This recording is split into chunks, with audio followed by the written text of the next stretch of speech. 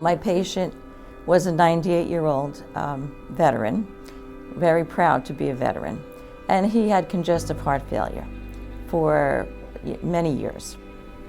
And he understood the disease, he understood why it happened, but he really had a very, very poor diet. And he would joke with me, and he'd say, well, I made it through all the wars. Those wars didn't kill me. What makes you think my diet's going to kill me? So it was always challenging. You know, I would always, try to get him to laugh and kind of calm down and be relaxed, and then we would start talking. And I like to see what's in the patient's cupboards, what they really eat, because they can tell you, they can yes you to death until you see what they really eat. So generally after I get them comfortable, I say, well, do you mind, let's look in your cabinet, see what there is. Well, of course, he had the Campbell's soup. And in the 1 can of Campbell's soup, it's 2.5 servings. Each serving has 960 milligrams of sodium. Now, he's only supposed to have 2 grams of sodium, which is 2,000. So that soup can, if you eat the whole thing, is 2.5 servings. So 2.5 times 960, quite a bit of salt. He was quite interesting. He said to me, well, if this is 2.5 servings, why does it fit in one bowl?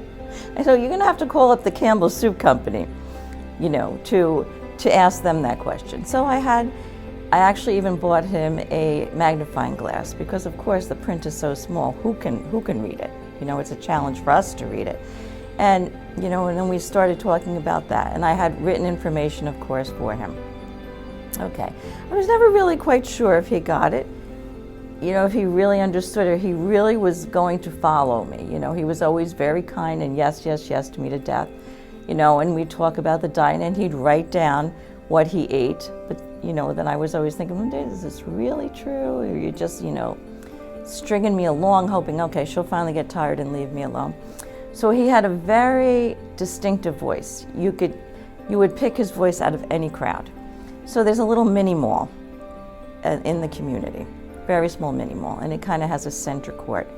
So there is a lab in there, and we drop off our blood specimens there. So I'm cutting through, and I could hear his voice, and I said, oh, he's here. Where is he? What is he doing here, right? There he was in center court with about 6 other gentlemen.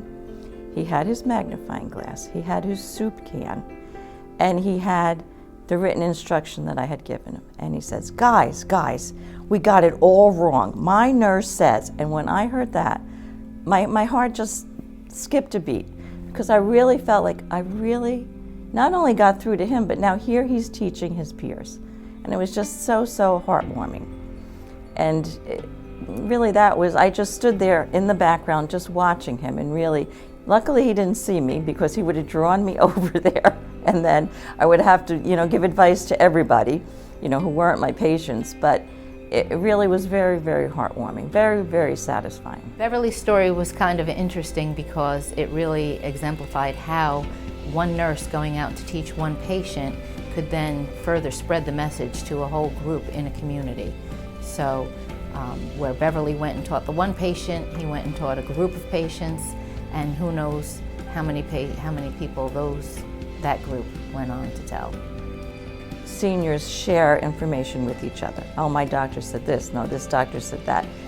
So maybe they don't really believe what you say, but they believe each other.